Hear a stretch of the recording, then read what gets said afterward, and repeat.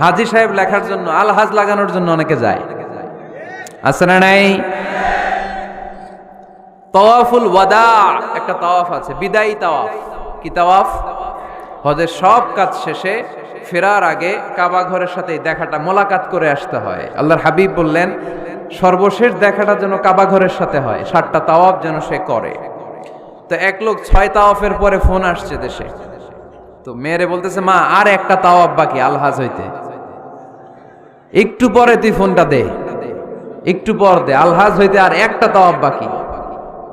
তো উনি গেছে কি হওয়ার জন্য? আলহাজ হওয়ার জন্য। নামের আগে আলহাজ লাগাবেন না। কেউ যদি আপনারে বলে হাজী সাহেব, বলুক, কিন্তু আমি হজ করছি একজনরে দেখানোর জন্য। তিনি কে? আল্লাহ। এজন্য ইখলাসটা বড় জরুরি।